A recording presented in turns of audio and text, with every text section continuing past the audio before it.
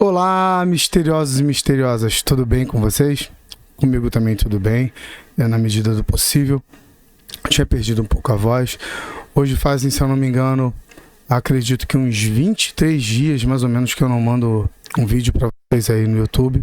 Agora, gente, a gente tá com uma novidade, ó. Tá aí no cantinho aí, ó. Deixa eu ver se acerta aqui, ó, no cantinho. Nosso número de WhatsApp. Se você quiser mandar uma mensagem, entrar no nosso grupo de mentoria totalmente gratuito, você pode entrar também, tá? O que acontece?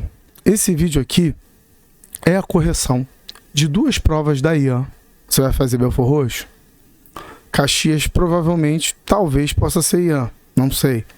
Mas se você for fazer Belfor Roxo, você está no lugar certo. Por quê?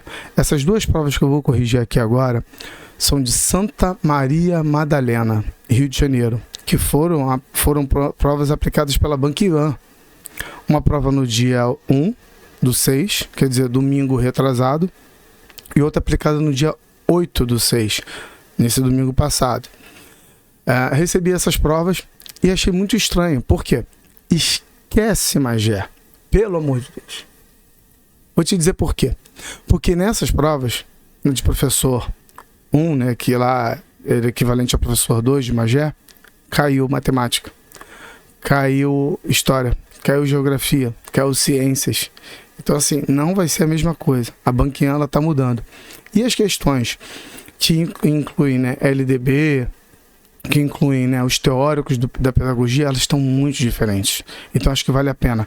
Foram 28 questões que eu consegui pegar da prova de mediador e da prova de professor 1, que lá estava como, pelo menos pareceu para mim, equivalente ao professor 2 de Magé, tá? Que é aquele professor dos anos ali do Fundamental 1 e do Fundamental 2, tá bom? Então vamos lá? Antes de mais nada, peço a vocês o like de vocês, é muito importante, porque aí o algoritmo, ele entende que mais pessoas vão se interessar por esse conteúdo. E que você se inscreva também no canal, né? Para você poder ajudar o teu professor, tá ok? Vou colocar o óculos aqui. Na medida do possível, talvez eu tenha que beber água, vocês não se importem, né? Porque eu tô meio debilitado ainda, tá bom? Tô me recuperando. Alguns alunos meus já sabem do que aconteceu, do que tem acontecido. Mas vamos lá, tá? Vamos à aula. Eis aí a nossa primeira questão, tá? Da Banquian, Santa Maria Madalena, mediador 2025, agora em 1/6 de 2025 ela foi aplicada. Olha só essa questão aí, que bonitinha. Deixa eu ver se a segunda questão vocês já estão lendo aí, né, por um acaso. Mas vamos ler aqui. Durante a Idade Média, a educação era majoritariamente controlada por... Gente, olha só, a gente está falando da Idade Média, tá? Vocês acham que Grêmio estudantil cabe? Pelo amor de Deus. Como um professor de pedagógico que tem, é muito bom ele fala podre isso aqui. Corporações de ofício, pelo amor de Deus, podre. Agora, você poderia ficar em dúvida aqui e aqui, tá? Antes de mais nada, eu queria te dizer que na Idade Média, né, a educação era controlada pela Igreja Católica, beleza? E lá a gente tinha o quê? Em outros vídeos eu falei sobre isso. A gente tinha um Ratio Studiorum, que era um apanhado da Igreja Católica, né, que ministrava rapidamente ao todo jesuíta, né, docente ali, sobre a natureza, a extensão e as obrigações do seu cargo e tudo mais. E aí esse Ratio Studiorum ele foi baseado em experiências vivenciadas por esse colégio romano e adicionou observações ali pedagógicas de outros colégios. E aí o método Ratio Studiorum influenciou a educação jesuítica, né? Padronizando, vamos dizer assim, o currículo e os métodos de ensino. Tá ok? Eu já tinha falado nesse Ratio Studiorum em outro vídeo, mas para você ver, ó, Ultra Blaster tradicional, tá bom? E aí, a nossa única resposta correta pode ser, deixa eu melhorar a canetinha aqui, igrejas, especialmente a católica, tá ok? Eu faço uma divergência apenas do gabarito, né? Porque eu corrigi primeiro e depois eu olho o gabarito. Isso aqui é um presente que eu fiz no ChatGPT para vocês, vou deixar aqui no material, tá? Vamos lá. Para Vygotsky, a distância, olha, vamos lá. A distância entre o nível de desenvolvimento atual dele, real, determinado pela resolução independente de problemas, e o nível de desenvolvimento potencial, determinado pela resolução de problemas sob orientação em colaboração com parceiros mais capazes, é denominada de... Gente, na prova estava escrito assim, zona de desenvolvimento próxima. Mas não é esse nome que está na... né? Quando a gente lê lá Libânio, quando a gente lê lá alguns outros teóricos falando de Vygotsky, ou traduções vindas para a gente, tá como o quê? Zona de desenvolvimento proximal. O ChatGPT até botou desenvolvimento aqui, ó. Então, qual é a distância entre o real e o potencial? É a zona de desenvolvimento proximal. É a letra A. Não tem nem o que se discutir. Agora, lógico, tá aqui a nomenclatura igual? Não está. Mas eu marcaria a letra A. E no gabarito tá a letra A também. Tá bom? Aí a gente tem a zona de aprendizagem próxima? Não. Zona crítica de aprendizagem podre.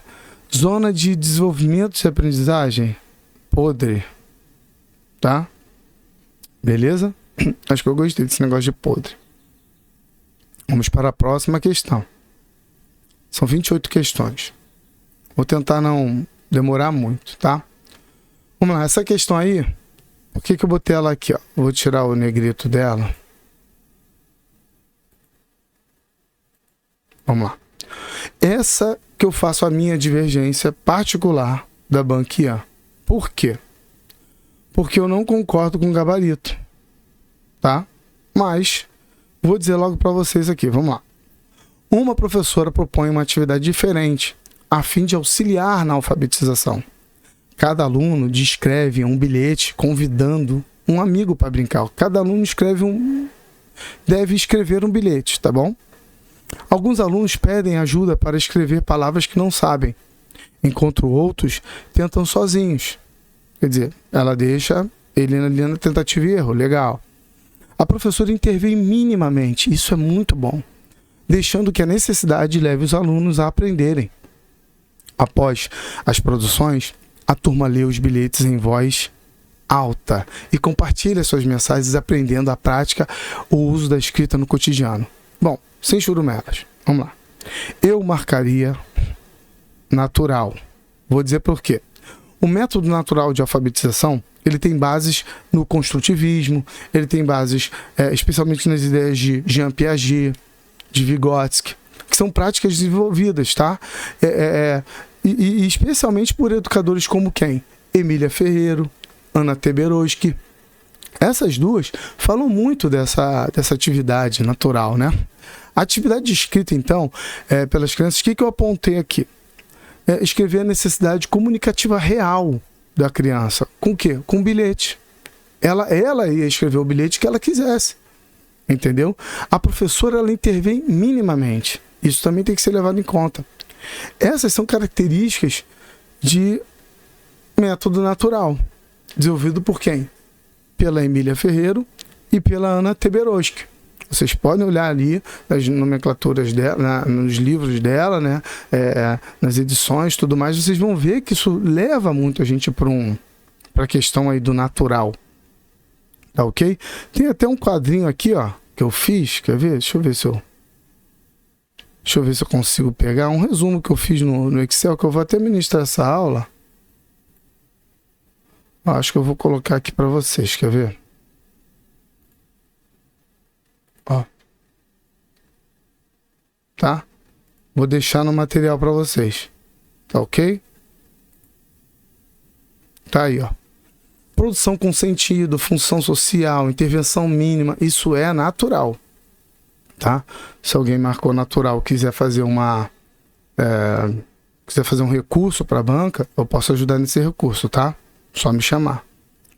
O método imersivo, gente, por que eu não marcaria o método imersivo, apesar desse ser o gabarito oficial da banca, tá? É o método imersivo. Porque ele é mais usado para ensino de segundas línguas e linguagens estrangeiras, em que o aluno ele tem que ser imerso completamente ali naquele ambiente, né? de uso de uma nova língua, por exemplo, né? Música, filme, tudo em inglês, ele vai acabar aprendendo no método imersivo a língua inglesa, por exemplo, né?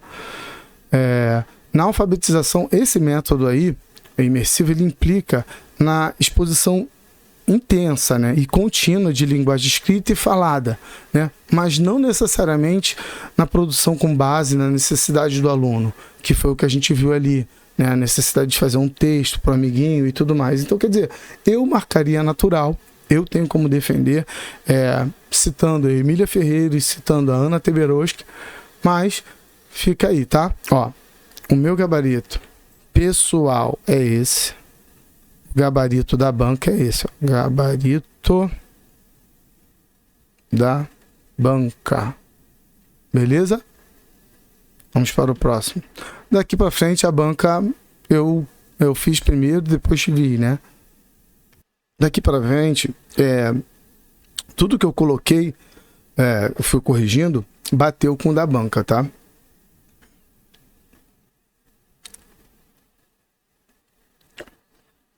A didática é a disciplina que estuda o processo de ensino, tomado em seu conjunto. Libânio, perfeito. A didática é a disciplina que estuda o processo de ensino tomado em seu conjunto. Na passagem acima, Libânio, ao discorrer sobre a didática, induz que... Olha, vamos lá, vamos ler cada opção, tá? Uma investigação das leis e dos princípios gerais do ensino... Uma investigação das leis e dos princípios gerais do ensino de aprendizagem, não em condições concretas em que se desenvolvem, mas no abstracionismo educacional. Não, isso aqui não. Isso aqui, gente, contraria a perspectiva de Libânio, tá? Porque ele defende o quê? Algo situacional, situado e contextualizado. Aqui a gente está vendo algo abstrato, né? Abstracionismo, tá? Isso aqui está errado, como meu amigo professor diz, podre. Vamos na letra B. O domínio dos modos do fazer docente, que propiciam uma orientação menos segura. Vamos lá. O docente ele tem que ter uma orientação menos segura. Tá esquisito isso, né? Isso aqui não reflete de jeito nenhum a visão de Libânio. Que ele defende o quê? Que o docente ele tem que ter uma visão o quê? Fundamentada, uma visão sistematizada, uma visão concreta, né? Ele não pode ter uma orientação menos segura. Que negócio é esse? Vamos pular aqui, vamos para D. Uma visão ambígua e complementar da didática. Ambíguo já está meio estranho, mas tudo bem, eu até aceitaria. Ou seja, uma caixa de ferramentas pedagógicas, não. Aí não. Porque assim, isso reduz muito a concepção que Libânio propõe. Libânio não propõe uma caixa, né? Algo que está ali formatadinho. Ele propõe algo que é maior do que isso, né? E eu acho que colocar como uma caixa de ferramentas pedagógicas reduz muito o que Libânio nos ensina. Então, nos restou a letra C. E olha só o que diz a letra C. Um grau holístico dos objetivos educativos de ensino, dos conteúdos científicos, dos métodos e das formas de organização do ensino, das condições e dos meios que mobilizam o aluno para o estudo ativo e seu desenvolvimento intelectual. Perfeito. Essa destaca o que? A letra C. A didática que deve ser compreendida como uma disciplina que estuda o ensino em sua, vamos dizer assim, em sua totalidade, né? E ela articula o quê? Ela articula a teoria e a prática pedagógica. É isso que Libânio está dizendo, né? Com foco o quê? Na mediação entre o conhecimento e o aluno. Tá ok? Então, assim, para você ver o nível da questão que a gente está falando aí, como mudou, né? Parece até que é outra banca. Cobrando o Libânio, mas cobrando ali, ó. Muita gente pode ter caído na letra D. Mas o professor está aqui para te ajudar e já para você se preparar de forma certa para Belford Roxo. Tá bom? Vamos lá para 25. Ah, tá. Outra coisa. Essas questões estão com esses números trocados, gente. É porque eu peguei da prova, né? Aqui, ó. Santa Maria Madalena Mediador. E peguei o número que tá lá. Essa prova, se eu não me engano, é a prova A. Tá? Prova A. Vocês podem depois conferir o gabarito oficial lá da IAN. Vamos lá. Eita, pulou aqui, ó. Eu vou pular aqui, peraí. E vamos lá. Consegui consertar aqui para vocês. Os instrumentos normativos ligados à educação são fundamentais para garantir a organização, a qualidade e a equidade do ensino. Vocês sabem muito bem a diferença de equidade para igualdade, né? Em outros vídeos meus eu mostro até figuras e tudo mais. Baseando-se nisso, analise os itens a seguir que abordam disposições dos principais marcos regulatórios da área. Bom, vamos lá. Artigo 10, inciso... Deixa eu ver aqui, eu acho que é o inciso 7. Tá, eu vou botar aqui depois a gente dá uma olhada. Artigo 10, inciso 7. Tá? De acordo com a Lei 93 de 94, de 94, ela botou aqui, né? Aí é misteriosa, tá vendo aí, né? Os municípios devem assumir o transporte escolar dos alunos da rede municipal, permitindo aos respectivos servidores educacionais, em trechos autorizados, eu já vi uma questão dessa parecida na Sebrasp, eu acho, o uso de assentos vagos nos veículos. Ok, está certinho. A gente pode ver isso no artigo 10. Deixa eu mudar aqui para vocês. Acho que para vocês poderem olhar aqui. Tá, e... Artigo 10. Ctrl F. Artigo 10. Ó, artigo 10, inciso 10. Assumir o transporte escolar dos alunos, tá? Da rede estadual, permitindo os respectivos professores em trechos autorizados o uso, né, aí de assentos, tá ok? Então essa tá certinha. Deixa eu só pegar aqui, ó. Essa está correta, beleza? Vamos para a próxima. Apesar do foco do Estatuto da Criança e do Adolescente estar nas crianças e nos adolescentes, há a possibilidade de ser aplicado para jovens de até 21 anos de idade. Corretíssimo, isso aí poderia até descomplicar, tá? Mas está correto assim e está lá no artigo 2 do ECA, no seu parágrafo único, tá? Tá lá no artigo 2 do ECA. Vamos dar uma olhada? Deixa eu ver aqui no site.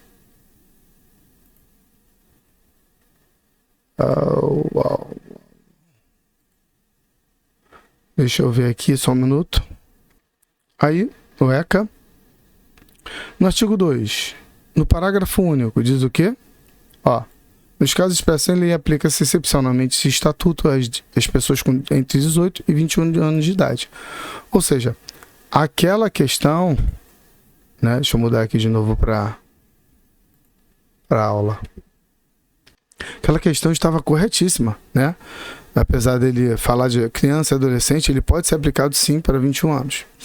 Agora vamos na terceira. A resolução 4, eu adoro. Eu adoro isso aqui, sabe por quê? Porque isso aqui, resolução 4, vai cair na sua prova de Belfort Roxo também. Resolução 4 da DCN. Ah, menino. Tem que saber, viu?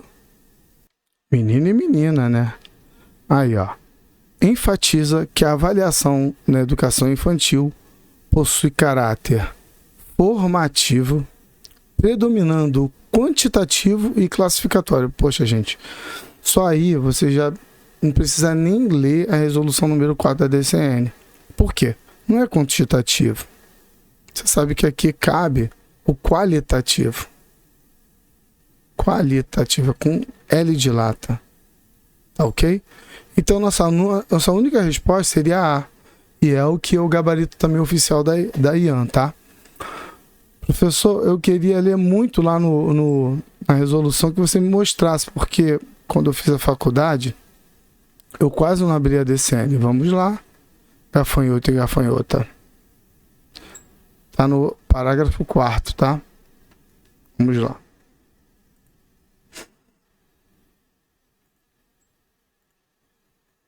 Artigo 47.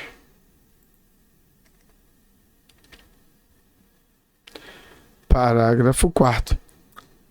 Isso aqui é a DCN, isso aqui é a resolução 4, tá? É a DCN, ó. DCN, Diretrizes Curriculares Nacionais, tá ok? Vamos lá. A avaliação da aprendizagem no ensino fundamental e no ensino médio, de caráter formativo, predominando o quantitativo e classificatório, adota uma estratégia de progresso individual e contínuo que favorece o crescimento do educando, preservando a qualidade necessária para sua formação escolar, sendo organizada de acordo com regras comuns a essas duas etapas. Ah, tá ok. Não, é quantitativo e classificatório, tá, gente? Eu errei aqui, tá? É porque em outra resolução tá qualitativo, tá? Mas nesse sentido aí é quantitativo mesmo, tá ok? Eu errei aqui, deixa eu logo apagar. E o professor erra também.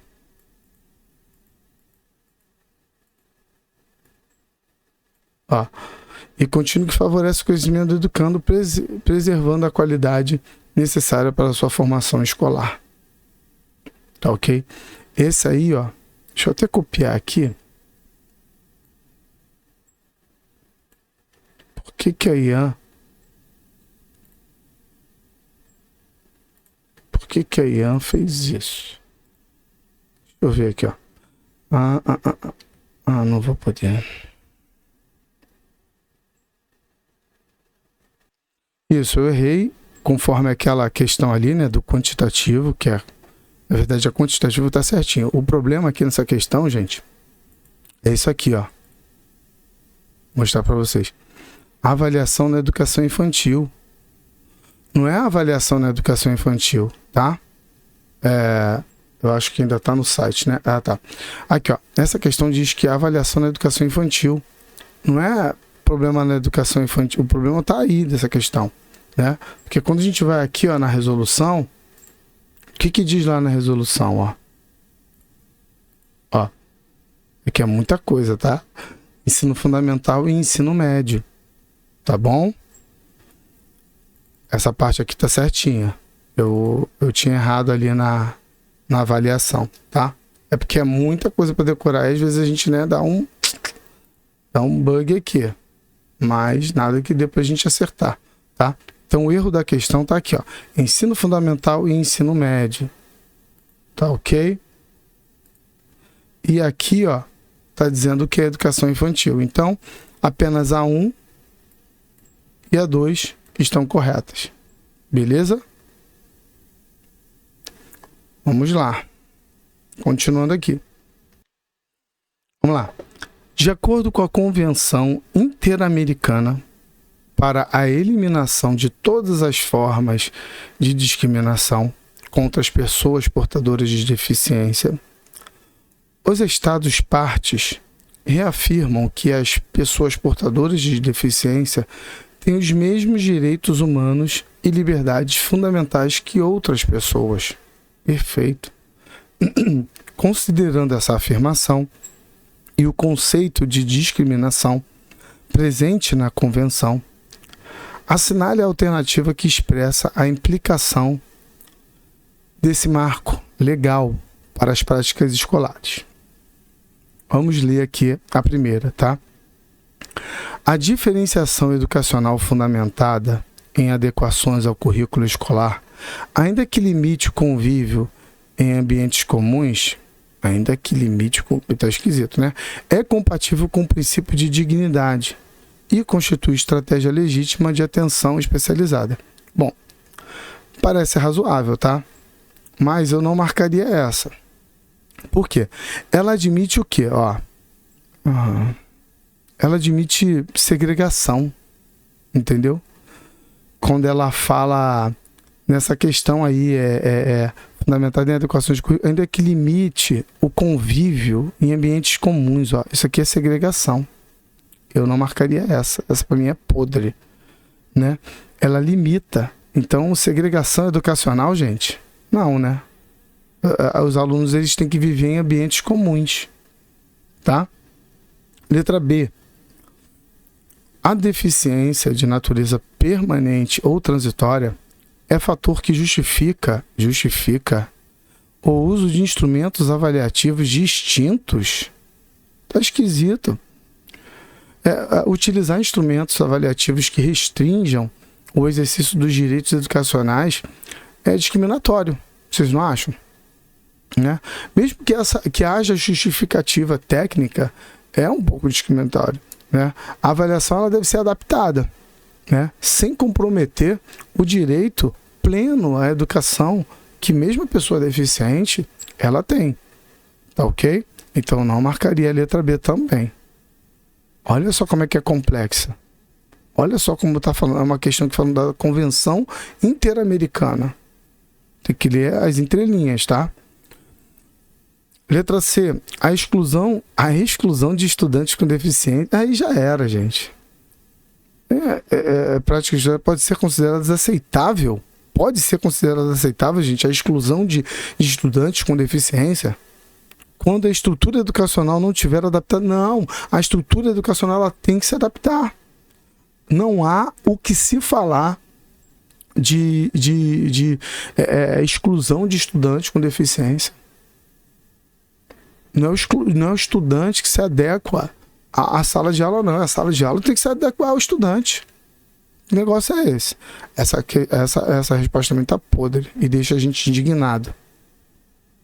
Até porque eu tenho um sobrinho que ele é especial e assim precisa de coisas adaptadas a ele, né? Ali na sala e tudo mais. Vamos ler a letra D.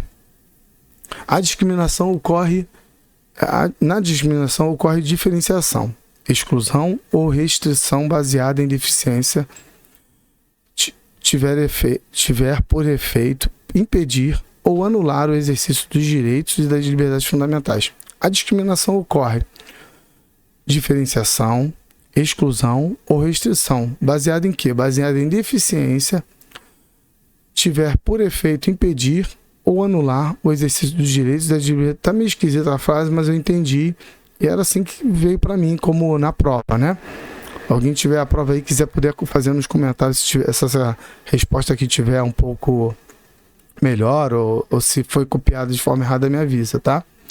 Então aqui é a letra D, tá? Discriminação contra pessoas portadoras de deficiência significa toda diferenciação, exclusão ou restrição que é baseada, que é algo errado, né? E aqui a Convenção Interamericana, ela está dizendo o quê? A gente quer a correta. Ela está descrevendo de forma certa o que seria uma discriminação. Seria isso, tá ok? Por isso que fala lá, ó, assinale a alternativa que expressa a implicação desse marco legal para práticas escolares. Né? Aí diz assim, ó, discriminação é isso, gente. Então não faça isso. Tá ok?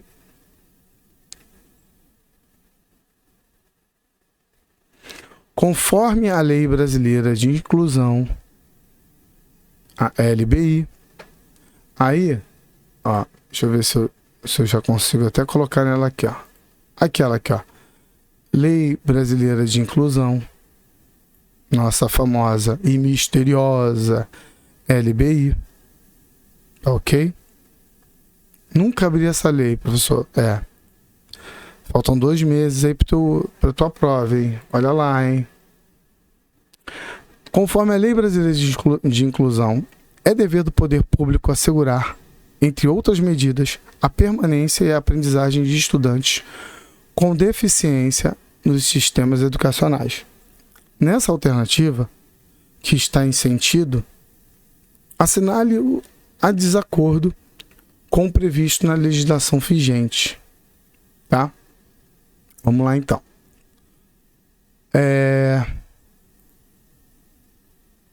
Cabe aos sistemas de ensino planejar e executar o atendimento educacional especializado, inclusive com de tecnologia assistiva, oferta de organização curricular acessível. Tá legal. Mas aqui, ó, nessa alternativa que está em sentido, assinale que está em desacordo. A gente quer errada. Então essa aqui tá legal, né? O sistema de ensino tem que planejar e executar e colocar uma tecnologia assistiva, né, para o deficiente. As instituições privadas podem cobrar taxas. Desculpa, tá, pessoal, porque eu não estou escutando muito esse ouvido aqui, então As instituições privadas podem cobrar taxas adicionais quando comprovadamente oferecem recursos de acessibilidade ou serviços especializados. Essa aqui é podre. E é essa que a gente vai marcar. Eu vou até ler para vocês lá, no artigo 28, parágrafo 1º. Tá?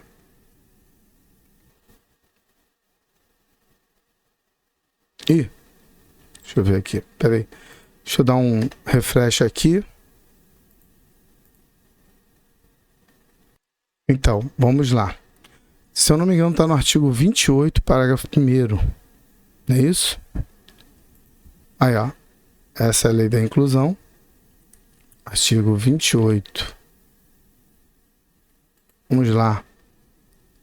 Parágrafo. Ó. Sendo vedada a cobrança de valores adicionais de qualquer natureza à mensalidade, anuidade e matrículas no cumprimento dessas determinações. Tá ok? Eu vou colocar lá na questão, artigo 28, parágrafo 1º. Tá vedado, tá proibido. 28, parágrafo 1º. Não podem cobrar. Não podem cobrar. Ok? Os intérpretes de Libras atuantes no ensino superior devem possuir formação em nível superior, preferencialmente na área de tradução e interpretação de línguas. Isso, se eu não me engano, a LBI, ela está lá no artigo 28 também. Olha como é que ele cobra o artigo 28. Parágrafo 2º, inciso 2, tá? Anotem. E as instituições de ensino devem incluir em seus currículos temas relacionados à pessoa com deficiência nos respectivos campos de conhecimento. Geralmente é transversal, né? O tema transversal. Tá lá na LBI também. Isso aqui, tudo que eu tô falando tá na LBI, tá? Também tá no artigo 28. Olha só como é que ele tá cobrando o artigo 28. Inciso 14. Tá ok? Não vou ler para não ficar muito extenso o vídeo, tá? Mas tudo isso está na LBI. Vocês procurem lá a LBI que eu acabei de abrir para vocês. Para o próximo. Eu marquei ali, marquei. Durante uma atividade escolar, um aluno com deficiência auditiva, eu estou com deficiência sem ouvido aqui, solicita que o professor repita as instruções olhando para ele, mas o docente se recusa, alegando falta de tempo. Eu não tenho tempo. Imagina, né? Um professor desse aí, meu Deus. De acordo com a Lei Brasileira de Inclusão, esse caso exemplifica que tipo de barreira? Gente, há vários tipos de barreira lá, né? Até porque nem todas as formas que está escrito aqui compreendem as barreiras que estão lá. Por exemplo, eu já posso citar essas 3 aqui. Isso é uma barreira de quê? O professor não quer olhar para o deficiente, ele não quer ensinar da forma que o deficiente ali está pedindo, está precisando. Então é uma barreira o quê? De atitude, é uma barreira atitudinal. Tá? Letra A. Só que para não ficar nas minhas palavras e não parecer estranho, isso aqui tudo está na LBI. Eu vou abrir para vocês, tá? LBI, artigo 3º, inciso 4º. Tá? Vamos ler lá, rapidinho.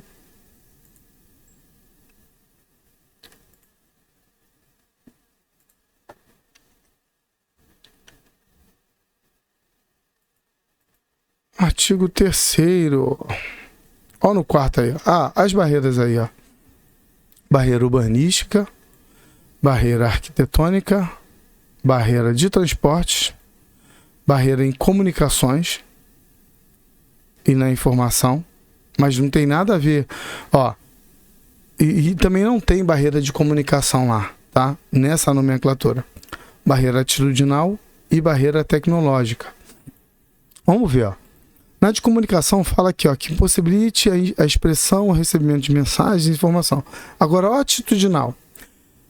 Atitudes, foi a atitude do professor ali e o comportamento do professor que impediu ou prejudicou a participação social daquela pessoa na sala de aula. Tá vendo por que é atitudinal? As barreiras são essas aqui, tá, gente? Ó. Vou deixar no material. Vou deixar aqui no material para ficar mais fácil para vocês, tá? Vou formatar aqui rapidinho. A atitude do professor aí, por isso que a gente marcou a letra A, de atitudinal. Complexo, hein? Um professor cuidar de um aluno assim, meu Deus. A gente faz tudo ao vivo, né?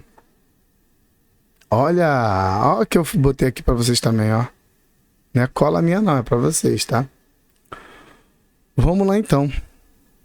Ao considerar os modelos explicativos de deficiência, da deficiência e suas implicações no contexto escolar, assinale a alternativa correta sobre o modelo médico a partir da perspectiva da educação inclusiva. Meu pai. Ó. O modelo médico reconhece a deficiência como uma construção cultural. Não. O modelo médico não. Isso aqui é o modelo social. Por isso que eu botei ali embaixo uma colinha para vocês, que vocês vão gostar, tá? Porque existem dois tipos de modelo, tá, gente? O modelo social versus o modelo médico. E eu coloquei aqui para vocês, ó. Eu só consigo ver quando eu faço isso também, tá? Botei as diferenças para vocês, tá bom? Quando eu faço isso aqui, ó, eu não consigo ver, porque fica abaixo, tá? Vamos lá. Centralidade, na letra B, centralidade do corpo do corpo no modelo médico promove práticas educativas que priorizam o acolhimento institucional e a escuta ativa dos estudantes, tá? Centralizar o corpo é característica do modelo médico, beleza. Mas ele não prioriza o acolhimento institucional, né? Ou escuta ativa. Isso é mais no campo de abordagem inclusiva, social. Então essa questão também está errada, tá? E está errada aqui, ó. Exatamente aqui onde eu estou passando a linha, tá ok? Vamos pular para D. O modelo médico, ao priorizar a adaptação individual ao ambiente, assegura os princípios da equidade e da acessibilidade plena no processo educacional. O modelo médico ele não assegura a equidade nem a acessibilidade plena, pois ele foca o quê? Ele foca na adaptação, né, da pessoa, não na transformação do ambiente. Ele foca na pessoa, não no ambiente. Então, assim, priorizar a adaptação. Então, a nossa letra C tá igualzinho aí o gabarito da banquinha, tá? O modelo social compreende a deficiência como um resultado da relação entre o sujeito e as barreiras ambientais, exigindo que a escola transforme suas práticas e estruturas para garantir a participação de todos. Beleza? E aí aqui, ó, mostrando para vocês, coloquei aí a diferença do modelo médico e do modelo social. Beleza? Para vocês não caírem nessa pegadinha. Agora, para você ver como é que a banquinha está fazendo. Muito difícil. Uma prova totalmente diferente da que você viu lá em Magé. Entendeu? Acertei tudo em conhecimentos específicos. Olha, Magé foi uma bizarrice. Foi algo incomum, tá? Vamos para questões verdadeiras, que eu estou gostando muito do que aconteceu lá em Santa Maria Madalena. Vamos lá. De acordo com a Política Nacional de Educação Especial, nosso PNE, né, que é a Política Nacional de Educação Especial, na perspectiva da educação inclusiva, compete aos sistemas de ensino garantir uma educação inclusiva comprometida com a... Vou marcar logo aqui.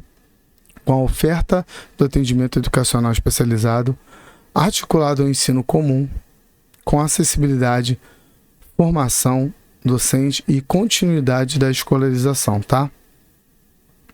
Seria esse aí o nosso... Por que não seria a letra A? Manter salas e currículos especializados para cada deficiente, né? Que diz aí na letra A, contraria o princípio da educação inclusiva.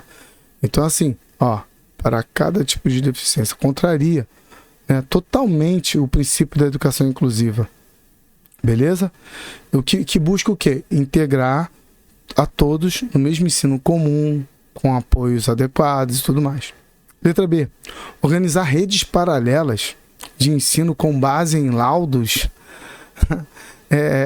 laudos clínicos perpetua o quê? Uma segregação, de novo, uma separação ou exclusão. Isso não está certo, gente, né? Isso não atende à perspectiva inclusiva de novo, tá?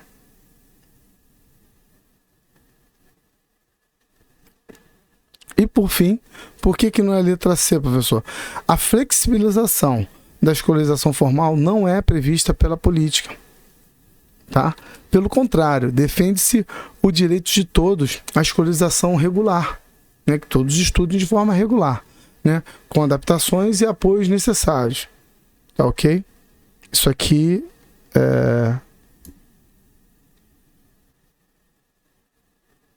também tá esquisito. 31 aí, de mediador, né? Baseando-se os pressupostos da inclusão educacional, assinale a alternativa que melhor expressa a crítica lógica excludente presente nas práticas escolares tradicionais. Meu Deus!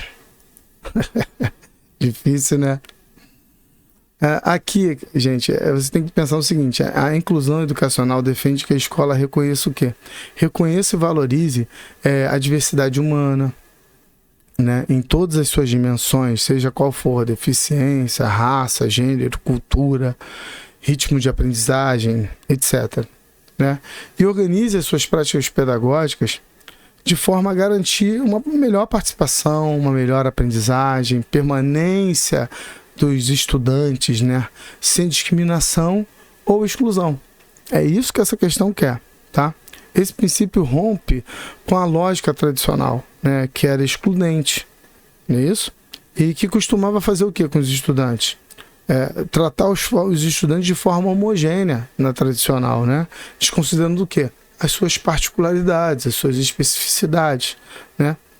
A letra B é a que mais se adequa, porque a organização da escola deve considerar a multiplicidade humana como base para estratégias de ensino que respeitem a diversidade de estratégias, ritmos e identidades. Essa aqui está certíssima. Por que não pode ser a letra A? Porque a gente tem que tratar todos da mesma forma, com critérios únicos. Você desconsidera as diferenças e necessidades individuais de cada um, o que faz perpetuar o quê? A desigualdade, beleza? Então não pode ser a A. Por que não pode ser a C, professor? Porque os métodos individualizados em ações paralelas ao ensino comum segregam, eles separam, né? E a inclusão ela defende um ensino comum com apoios e estratégias diversificadas, entendeu? E por que não pode ser a letra D, professor? Não, eu tinha falado a letra C, né? Os métodos individuais, eles segregam, né? Não pode. Também está ruim. E por que não pode ser a letra D? Porque definir a aprendizagem com base em atributos fixos e deterministas, né? Algo muito determinado, contraria a concepção inclusiva. Então também não pode. Eu queria falar a palavra deterministas, tá? Ainda tô meio mal ainda da garganta, mas vamos que vamos, vamos que vamos.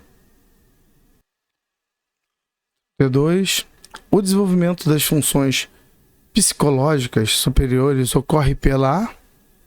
Bom, de acordo com Vygotsky, gente, né, ele era psicólogo, né?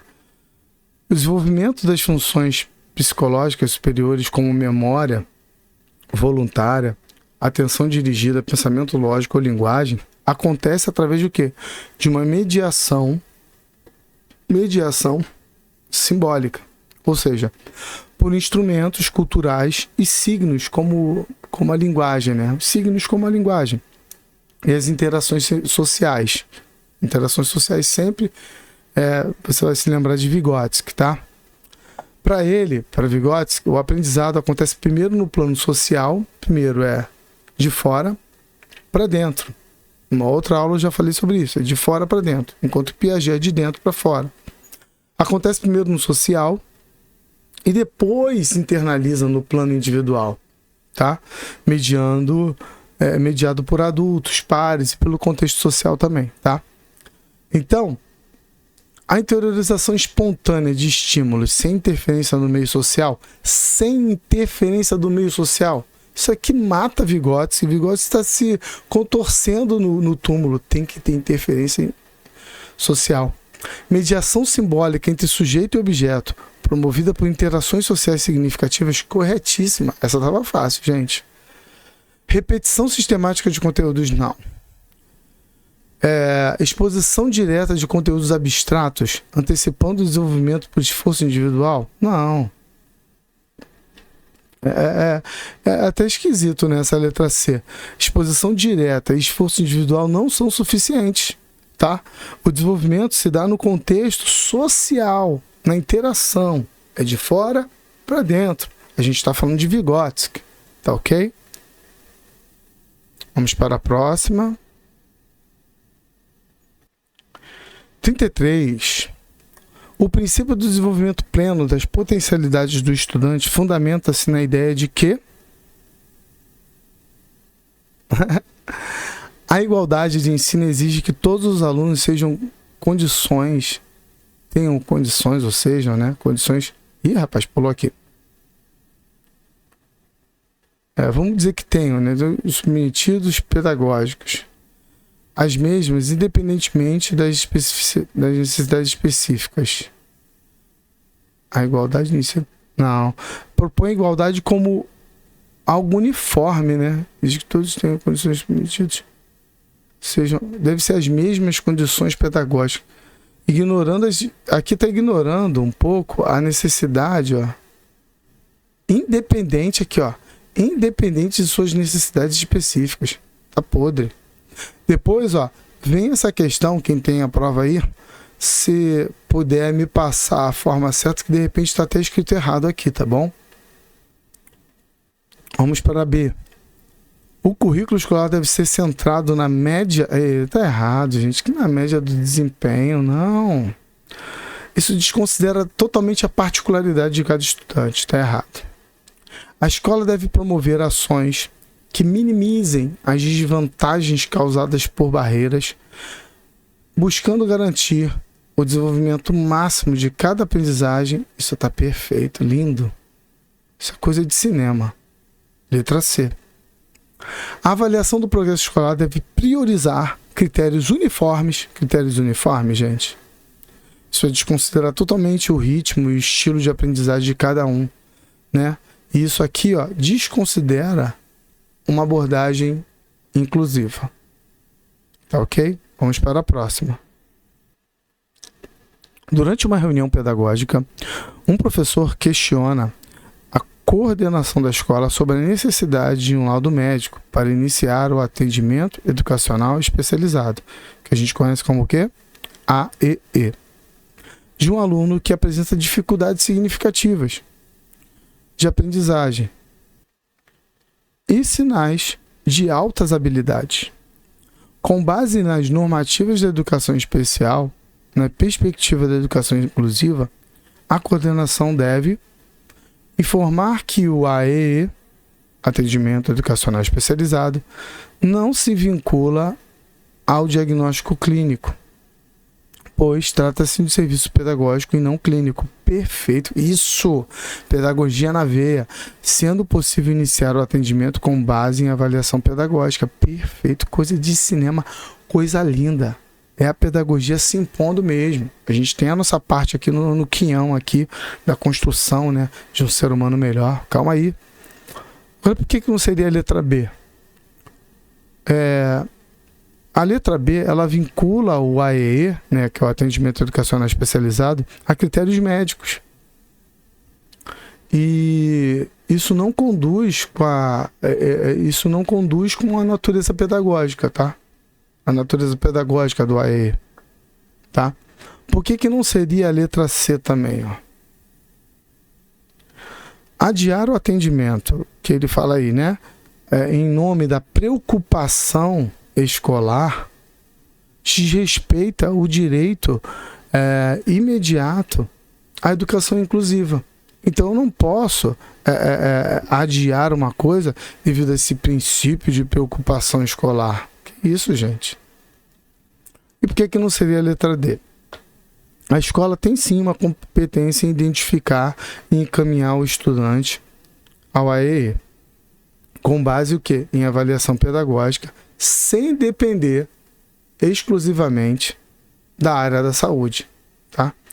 Com base na minha avaliação pedagógica, eu olho para um aluno, vejo que ele está ali, ele tem que ser encaminhado para um AEE, eu não preciso de um laudo, de nada, eu simplesmente, né, com avaliação pedagógica. Pedagogia na veia, gente. Ok? Vamos para a próxima. Sobre a deficiência e a alteridade, assinale a alternativa que expressa uma interpretação crítica coerente visando uma abordagem filosófica da diferença. Vamos lá. A superação da exclusão educacional passa pelo mapeamento sistemático das diferenças, possibilitando sua organização em categorias pedagógicas adequadas. Bom, eu acho isso incorreto porque reforça uma lógica classificatória e técnica, tá? Que ocorre o risco de o quê? De reproduzir uma exclusão, ao invés de desafiá-la criticamente, tá ok? A lógica da inclusão deve buscar corrigir a anormalidade. Que isso, gente? Falando de anormalidade por meio da adaptação do sujeito ao parâmetro normativo estabelecido. Quer dizer, ele está querendo aqui adaptar o sujeito ao parâmetro normativo estabelecido, ao que está estabelecido. O que eu falei anteriormente numa questão?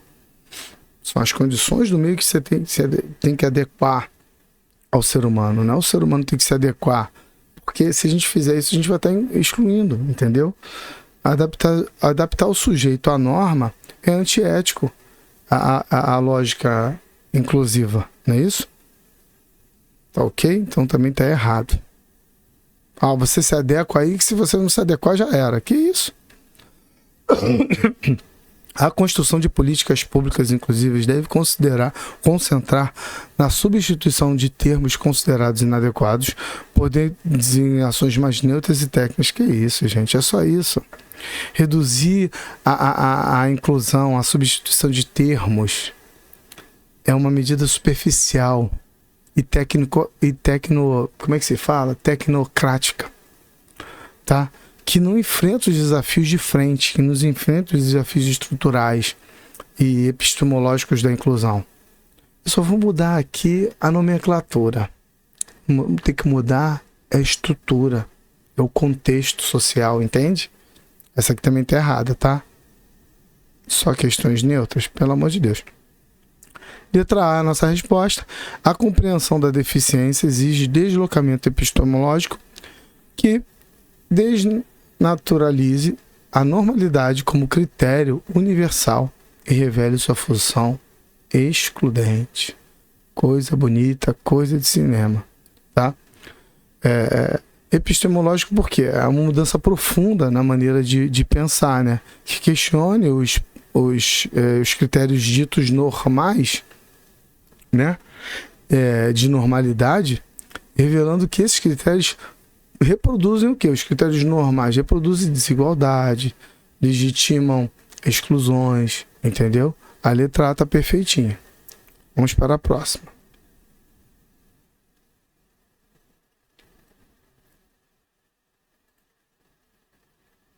Só formatar aqui.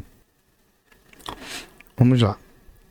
Para que a educação inclusiva se concretize de forma efetiva nas redes de ensino, o foco das práticas pedagógicas deve deslocar-se da mera adaptação de conteúdos e estruturas para refletir criticamente sobre... Vamos lá. Para que a educação inclusiva, gente, ela se concretize efetivamente, sabe? É necessário romper com a lógica tradicional. A gente tem que tirar a lógica tradicional da padronização, que considera o que como referência? Um aluno ideal. A gente não tem alunos ideais, né? Mas a gente vai chegar ao ponto de transformar esse aluno, né? E espera, no tradicional, que todos se encaixem nesse modelo, no modelo de uma caixinha. Essa lógica classificatória e de rótulo, né, hierarquiza, ela coloca hierarquias, né? E ela exclui aqueles que não correspondem, né, aos padrões esperados, né? E isso é um problema. A inclusão, ela já exige o quê? Uma reflexão crítica, né, sobre o tema, sobre o sistema educacional como um todo, né, sobre os mecanismos que mantêm essas desigualdades estruturais, como essa avaliação padronizada que a gente tem até hoje, né? Em vez de adaptar o aluno à escola, a perspectiva, em vez de adaptar o aluno à escola, a gente tem que tentar, na perspectiva inclusiva, adaptar a escola ao aluno. Tá ok? Então, vamos lá. Por que a letra A está errada? Porque a integração parcial e a adaptação curricular são importantes. Mas a mera coexistência entre elas não garante uma inclusão. Se não houver o quê? Reflexão crítica. Então, tem que ter reflexão crítica. Tá? Letra B. Por que a letra B está errada? A avaliação diagnóstica, né, ela tem seu papel fundamental, mas o problema central está na estrutura classificatória, né, os limites da avaliação diagnóstica frente à diversidade. Na estrutura classificatória excludente, né, não apenas os limites diagnósticos, tá? Vamos pular a letra C e vamos ver o que está de errado na letra D. Na letra D está errado o quê? O reforço e o nivelamento partem da lógica de ajustar o aluno. Esse reforço e esse nivelamento. A gente está partindo de uma lógica de nivelar esse aluno, tá? De ajustar esse aluno. Embora a crítica seja até meio que válida aí na questão D, ela não é tão abrangente quanto a crítica de padronização quanto um todo, tá? Como um todo. Então eu também não marcaria a letra D. Já a letra C é a lógica classificatória que sustenta a padronização escolar. Eu também acho, tá? Essa lógica que a gente tem de classificação, né, pontuação, ela sustenta essa padronização escolar até hoje, tá ok? Acho que está mais completinha. Vamos para a próxima questão. Um professor organiza sua aula considerando diferentes formas de os estudantes demonstrarem o que aprenderam, permitindo que escolham entre produzir um texto, gravar um vídeo ou apresentar oralmente, de acordo com os princípios de desenho universal para a aprendizagem, que é o DUA, né? Desenvolvimento Universal da Aprendizagem. Essa prática está relacionada ao princípio de... Ao princípio de quê, gente? Ó, ação e expressão, tá? Ó, você vai permitir ao aluno construir um texto, gravar um vídeo, apresentar oralmente, ação e expressão, tá? Que a gente poderia até dizer assim, né? É uma abordagem pedagógica, tá? Que visa atender à diversidade de todos os estudantes, garantindo acessibilidade e equidade no ensino por meio de 3 princípios fundamentais. Esses 3 princípios fundamentais são qual? Engajamento, representação e ação e expressão, tá? Mediação não está dentre esses 3 princípios, tá ok? Vou até colocar aqui no material para vocês.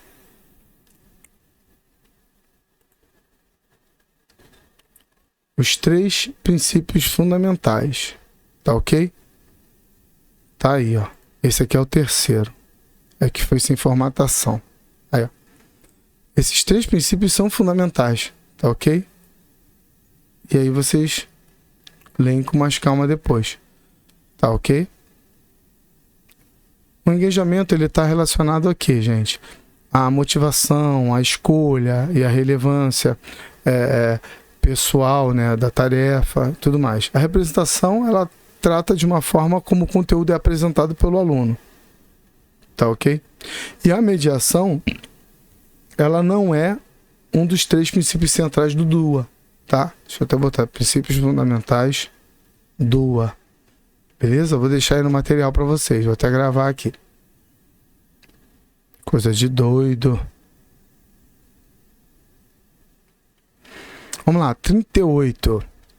Ao orientar o planejamento pedagógico de uma equipe responsável... Caramba, essa aqui, gente, ó.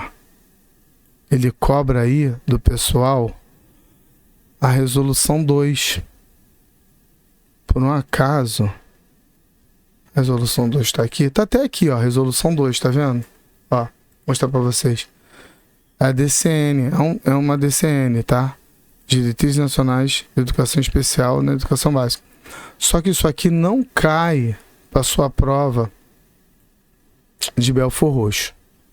Então eu vou colocar o gabarito aqui da questão, mas eu não vou me ater muito a essa questão não, tá? O gabarito aqui é letra C, tá? E tá lá no artigo 13, parágrafo 1º, tá ok? Não vou me ater muito a ela não. 39. Para Carneiro, Carneiro é um autor, tá? As práticas pedagógicas escolares no âmbito da educação básica devem ser organizadas coletivamente na escola. Legal. Preservando sempre o protagonismo do professor regente na condução dos processos de escolarização de todos os alunos. De acordo com essa perspectiva inclusiva da educação especial, infere-se que, letra D, o professor regente deve conduzir o processo pedagógico de forma articulada, com o apoio do AER, tá? Assegurando a aprendizagem de todos os alunos. Aqui está perfeito. Por que não seria a letra A? A letra A, o AER não conduz o processo pedagógico, mas atua de uma forma complementar ao trabalho do professor regente. Então, para mim, está errado. Para a banca também. A B está errada por quê? Embora a família tenha a voz de participação, a decisão sobre a modalidade de ensino deve ser construída coletivamente, tá? Com base em avaliações pedagógicas e não ser exclusivamente da família, tá? Não pode ser exclusivamente da família. E a letra C está errada por quê? Porque o currículo, gente, ele deve ser flexibilizado para todos, não apenas para o público-alvo da educação especial. A educação inclusiva, ela pressupõe algo que é muito interessante, que é uma abordagem ampla e adaptável, tá? Considerando toda a diversidade presente na escola. Tá ok? E agora a última questão aqui de mediador, porque as próximas questões, e a gente já está acabando, porque faltam mais umas 6 questões, tá? São do professor docente 1, que era o equivalente a professor docente 2, lá de Magé. Tá ok? Vamos lá, Conferência de Salamanca. Eita ferro, nunca ouvi falar nisso. É mistério. É bom você ler aí a DCN. DCN 4. Porque ela vai falar um pouco dessa convenção, tá? Vou marcar aqui, ó, porque eu acredito que isso não deva cair. Eu não vi nada disso lá no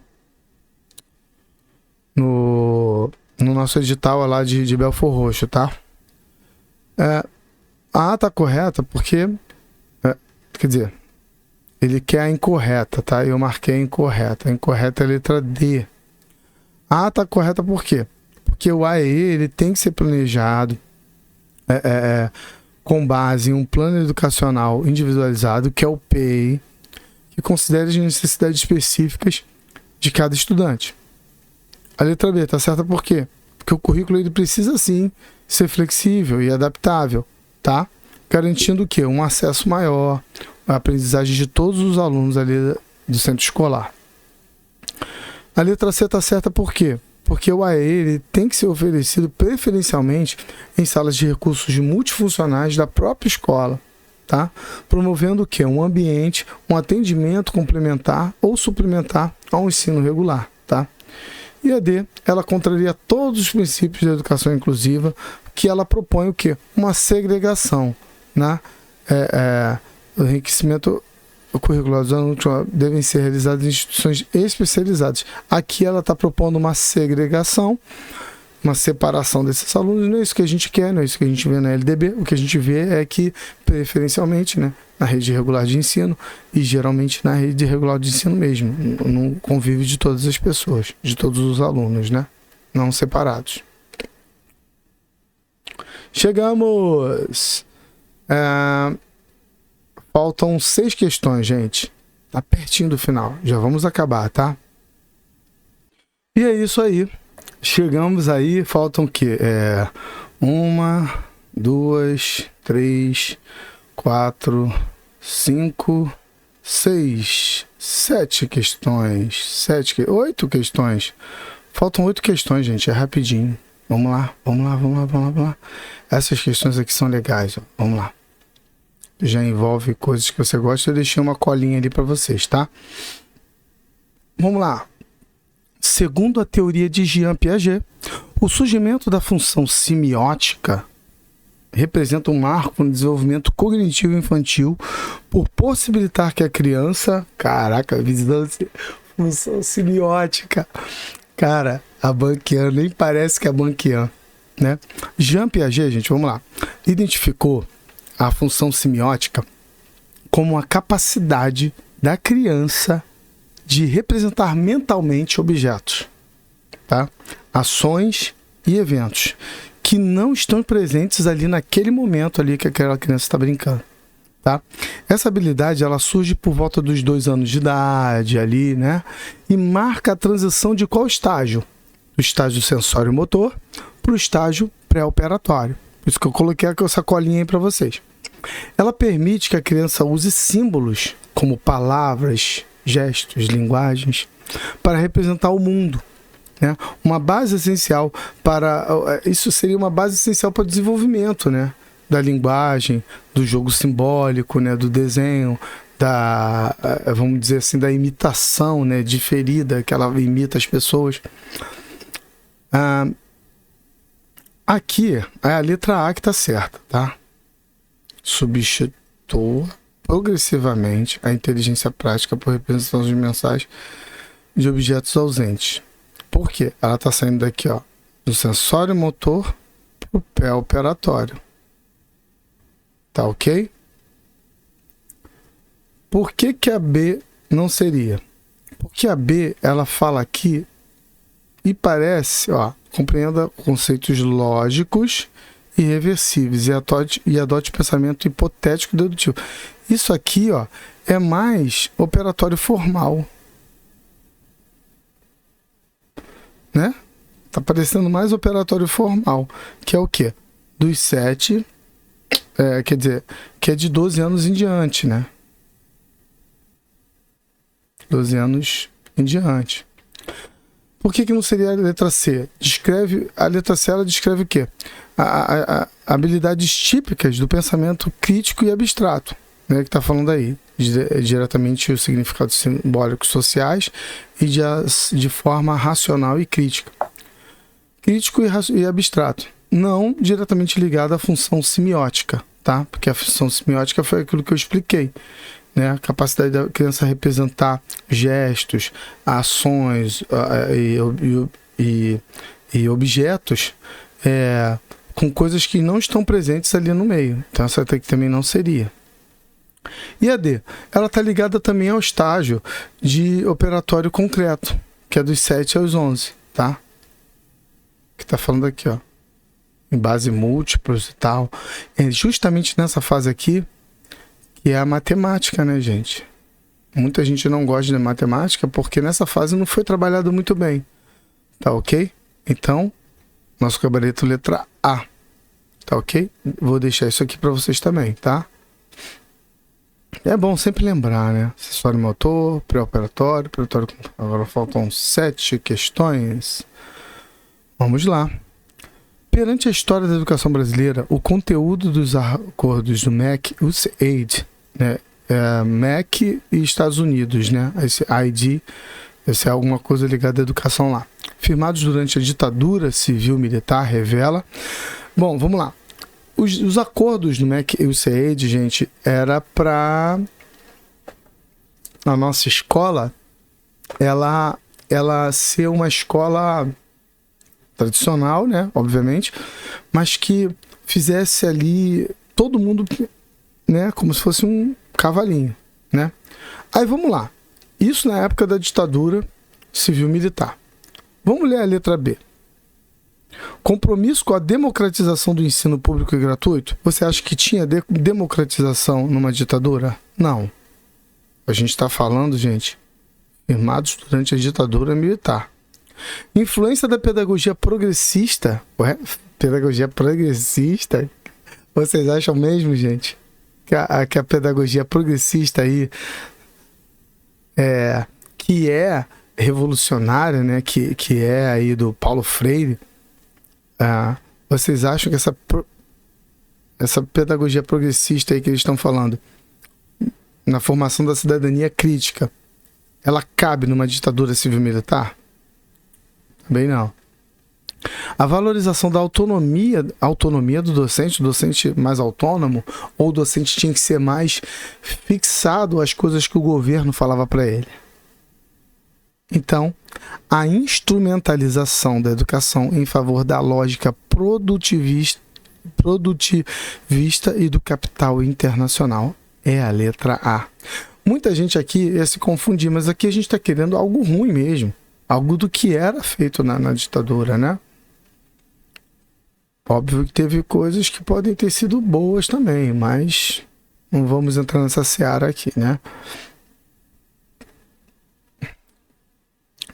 A educação não é preparação para a vida. A educação é a própria vida. Quem falou isso foi John Dewey, que foi um dos principais filósofos, tá, da educação no século XX. Século XX passado. Ele foi considerado como um pai da pedagogia progressista. Olha só que lindo. A proposta pedagógica de John Dewey, ela está muito baseada no aprender fazendo, tá? Aprender fazendo. Para Dewey, a educação deve ser conectada à vida real, tá? Ele pensa sempre assim: vida real, envolver os estudantes em práticas, atividades práticas, experiências concretas e resolução de problemas. Perfeito. Desenvolvendo o que é com isso, né? Um pensamento crítico, a capacidade de agir no mundo, essas coisas, tá ok? Mediante tudo isso que eu falei para vocês, qual dessas aí se encaixa mais? Qual que fala da palavra aprendendo a fazer ou resolução de problemas? É a letra A. É isso que você tem que ter em mente, ó. Atividades práticas, experiências, resolução de problemas, aprender a fazer. Isso é John Dewey na veia, tá? As outras, gente, a B e a C, Jesus, aplica exercícios repetitivos, não é John Dewey, tá? Isso é uma abordagem tradicional, exercício repetitivo. Memorização, isso não é John Dewey. Prioriza exposições orais detalhadas do professor para assegurar a transmissão do conteúdo. Exposição oral detalhada do professor, é só professor e aluno. John Dewey também não concorda com isso, tá? A figura do professor só como um transmissor de conhecimento. Isso contraria totalmente John Dewey. valoriza a escuta passiva dos alunos. Quer dizer, o aluno não pode se manifestar. Isso também contraria os princípios de John Dewey. Tá ok? Essa foi fácil, gente. Pode até apavorar um pouco, porque muita gente não vai saber quem é o John Dewey, mas, por favor, né? Vamos lá. Uma das formas do senso comum pedagógico é de considerar que o educando é um ser incapaz de criar. Opa! O ser humano é um ser incapaz de criar. Ele tem que refletir e repetir os conhecimentos e não inventá-los. Lucchese. Perfeito. Perante a história das tendências pedagógicas no Brasil, o trecho acima expressa uma crítica a qual das tendências você acha que esse texto aí ele está dando uma crítica? A tendência liberal renovada? Ó, uma das formas de senso comum pedagógico de considerar que o educando é um ser incapaz de criar. Ele tem que reter. Você acha que isso aqui é o quê? É uma crítica. Mas é uma crítica a qual tendência? A tendência liberal tradicional, gente. É isso mesmo. Ele está falando ali da tendência tradicional, mas ele está criticando ela. É uma questão, vamos dizer assim, fácil. Porém, ela é uma meio que pegadinha, né? Você tem que prestar atenção no que você está lendo. Por que não é a letra A? A letra A está falando da liberal renovada não diretiva, que vê mais a questão do psicológico do aluno, né? Vê a parte de dentro do aluno. Por que não é a letra C?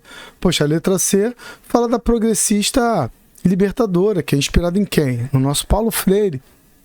E que defende justamente o contrário, né? O desenvolvimento da autonomia, da criatividade, tanto do aluno quanto do professor. E a letra D não é por quê? Porque é uma tendência tecnicista, né? Que foca em habilidades, resultados, né? Mas então, assim, essa é uma questão fácil, porém você tinha que entender a maldade dela. Tá ok? Letra B. Lucchese estava ali falando, vamos dizer assim, criticando a tendência liberal tradicional. Faltam quantas? 1, 2, 3, 4. Faltam 4, gente. Rapidinho. Vamos lá. De não ficar muito longo. A lei acerca dos diversos instrumentos normativos educacionais assinale a alternativa incorreta. Eu quero a incorreta. Vou assinalar logo, ó, conforme a lei de inclusão, pesquisas voltadas para o desenvolvimento de novos métodos, técnicas pedagógicas, materiais didáticos, de equipamentos e recursos de tecnologia, deve ser implementado perante... O quê? Assistida deve ser implementado perante toda a rede educacional de ensino. Não, olha só, gente. Não é perante toda a rede, porque isso aqui está impondo, tá? Isso aqui está impondo. E não é assim que está lá no texto, não, tá? O texto eu não vou abrir para vocês, mas vocês abrem depois. Está lá no artigo 28 e no artigo 75 da LBI, Lei Brasileira de Inclusão, tá? Ela não obriga, e sim apoia e fomenta a pesquisa e desenvolvimento. Ela não obriga, ela não é incisiva dizendo assim, deve ser implementado. Ela não está dizendo isso no texto dela. É uma questão complexa? É uma questão um pouco mais difícil? Tá? Isso aqui está certo. De acordo com o Estatuto da Criança e do Adolescente, instituições sociais públicas e privadas que desenvolvam atividades com crianças e adolescentes recebam recursos públicos deverão exigir e manter certidões. Tá certinho, tá ok. Tá lá no artigo 59, parágrafo 1º do ECA, tá bom? Procurem lá, isso é bom para vocês poderem estudar também, tá ok? Aqui tá na LDB, artigo 87, parágrafo 3º, inciso 5, tá? Procurem lá e estudem, por favor. E a letra C tá certinha também, porque fala aqui, ó, das 10 competências descritas lá na BNCC, tá ok? Enquanto vocês estão estudando, anotem isso no material que eu vou disponibilizar aí no descritivo para vocês, tá ok? Devemos dar à criança tempo para descobrir por si mesma, para iniciar uma ação por sua própria vontade, para encontrar soluções e ter sucesso com elas. Assim, ela desenvolve confiança em suas próprias capacidades. Amy Pickler. A Amy Pickler, bem, gente, foi uma, se eu não me engano, uma pediatra húngara. Pediatra húngara, tá? E ela revolucionou a educação infantil também, assim como Maria Montessori, né? Todos mais outros mais aí que revolucionaram ao defender o respeito ao ritmo individual do bebê, né? Promovendo autonomia a esse bebê, né? Deixando ele em movimento livre ali, essas coisas mais, tá? É uma questão muito complexa, é uma questão que não parece questão daí, ó, mas caiu na prova aí em conhecimentos específicos para professor 1, que é semelhante ao professor 2 de Magé, tá vendo? Essa questão aí você acertaria? Letra D. Valorizar a iniciativa da criança ao reforçar positivamente as ações espontâneas que revelam autonomia. É isso que a Amy Pickler, ela, né, vamos dizer assim, professa. E por que não é a letra A? Porque corrigir discretamente ainda parte de uma intervenção do adulto, que vai contra o princípio da autonomia destacada por Pickler, tá? Por que não é o B? Premiar com elogios imediatos caracteriza o que, gente? Uma prática comportamentalista, baseada em reforço externo, o que não é coerente com a visão de desenvolvimento interno e espontâneo da criança, desenvolvida pela Pickler, tá? E por que não é a letra C? Interromper com firmeza e redirecionar representa uma ação diretiva e controladora, que também é incompatível com a visão de Pickler, que é uma visão, né, que deixa a criança ter o tempo para descobrir por si mesma, iniciar ações voluntariamente. Eu vou colocar aqui um breve textinho aqui, ó, para você identificar Pickler. Pickler. Isso aqui, ó, tudo que tiver isso aí, identifica Pickler, tá ok? Aí, ó. Beleza? Vamos para a próxima, está quase acabando. Faltam só duas, ó. Beleza, vamos lá. De acordo com a teoria de Henri Vallon é o quê? Ó, Piaget é de dentro para fora e é estagiário, gosta de estágios. Levi Vygotsky é de fora para dentro e gosta de zona, e define tudo por zonas, né? E Vallon é de dentro para fora, de fora para dentro e com amor, afetividade, tá ok? Letra A é a nossa resposta aqui. Uma atividade cinética ou clônica e postural ou tônica vinculada ao tônus muscular e à expressão emocional. Meu Deus, terrível, né? Vou colocar um resuminho disso aqui para vocês. Mas por que não poderia ser a letra B? Porque ele fala sobre motricidade fina e ampla na letra B, né?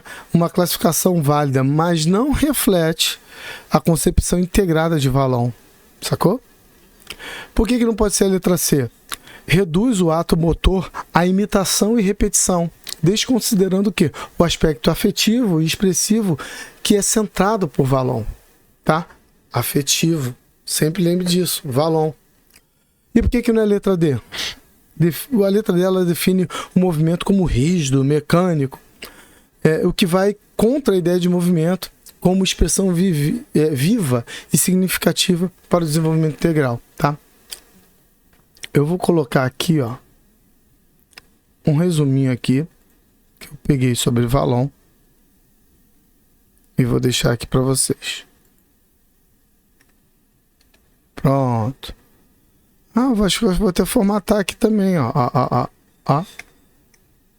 Olha, deixei para vocês. Já vou até salvar aqui, deixando para vocês aí de brinde. 23, que acabar aí com as questões, né? Já vou marcando logo a letra C, que é o nosso gabarito.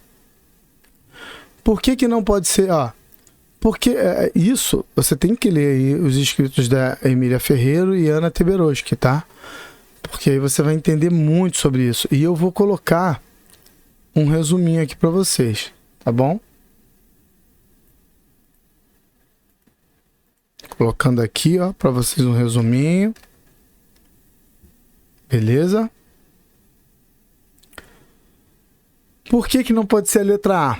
Porque a letra A, ela reconhece que letras diferentes podem representar o mesmo som, como S e C, por exemplo. O S e o C, elas podem representar o mesmo som. Se a gente for escrever cena, o S e o C podem representar o mesmo som, né? É uma habilidade mais desenvolvida. Por que não pode ser a letra B? Memorizar palavras foge da regra fonológica, tá? Exemplo, palavra como quem, táxi. Existe um nível de abstração, né? Quem, que tem ali o U no meio. Você não está falando U, você está falando quem. Táxi, tem o KS. Então, exige um nível de abstração. Não pode ser a letra B. E nem pode ser a letra D. Por quê? Entender que sons variam conforme a posição da letra. Por exemplo, o R de rato. Rato. E o R de caro? Caro. O R ele teve duas funções diferentes na fonologia aí, né? E também é uma conquista posterior à etapa inicial que essa criança já teve. Então, quer dizer, não pode ser a nossa letra D. Tá ok? Chegamos ao fim. Salvei o material aqui que eu vou colocar disponível para vocês. Tá ok? Deixa eu aumentar aqui, ó, meu rosto. Chegamos ao fim, aí a aula deu 1h26. Peço para vocês encarecidamente o like de vocês, que vocês compartilhem esse vídeo também. Essa prova foi de Santa Maria Madalena, dia 1º/6 de 2025 e dia 8/6 de 2025, quer dizer, os domingos retrasados e domingo passado. Tomem cuidado, a Banquian tá mudando, né? Pode ser que ela venha muito difícil para Belford Roxo ou não. Tudo vai depender do que a prefeitura pediu, né? E é isso, tá? Orem, rezem e joguem energias positivas para o seu professor, porque ele precisa muito, tá? Essa semana foi acometido de várias coisas e há 23 dias sem gravar vídeo, sem postar nada para vocês. Mas eis-me aqui, tá? Me chame aí pelos nossos canais, querendo fazer parte aí da nossa mentoria aí para Belford Roxo, de forma gratuita. Tá aí o nosso WhatsApp, tá ok? Fiquem com Deus. Sejam abençoados. Bye bye, gente.